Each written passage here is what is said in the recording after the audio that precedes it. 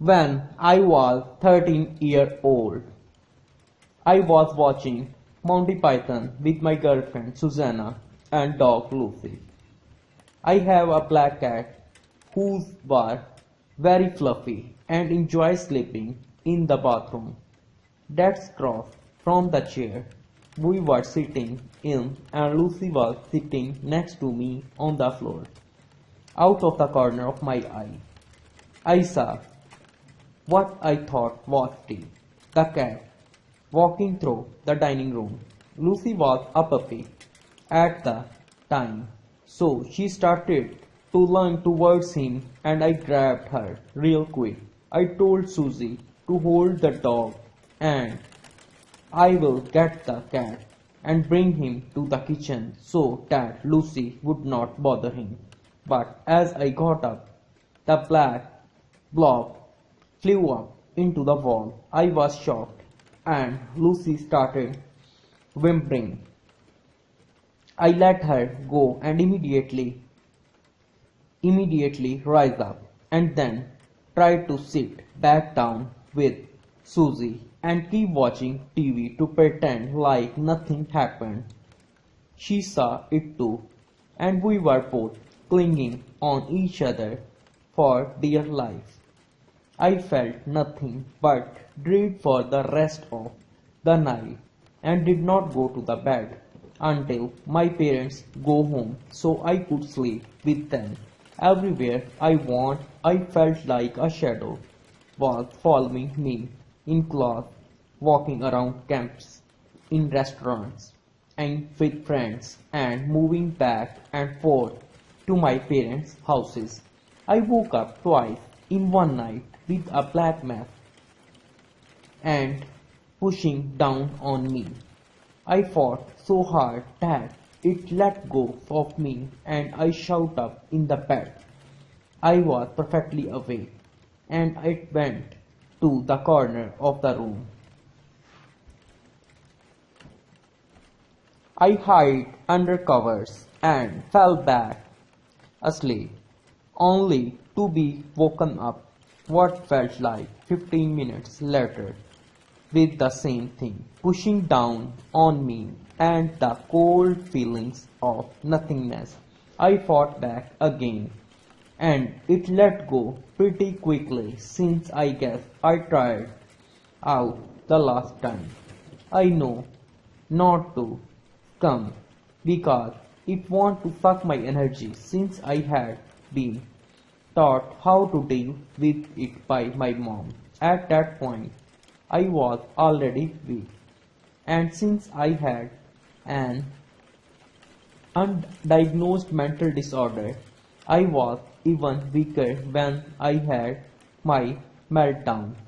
I got so violent, it was like monster was inside of me, controlling me, and every time it happened, it felt like he was sitting right next to me with his arm over my shoulder, filling me with hate and dread and darkness. I was so cold, and I refused to do anything that meant I had to be alone. I stopped taking showers and doing my laundry just because I had to go out to garage or be alone. Every day was a major meltdown, more and more energy being sucked out of me. I kept my guard up, but everything I did resulted in a problem with him. I was so stressed out that I got stress rash on my face that looked exactly like a small bite mark. Every time I looked into the mirror, I felt like he was there and I was making him stronger by acknowledging him by seeing that mark. I sickened, but to me, think of what he did to me. Not only was I affected, but my stepmom too. She had small child-sized bite marks on her side, and she would get another one every time I would have a meltdown. My dad would saw dark masses floating in his doorway. and my stepmom would have sleep paralysis every night.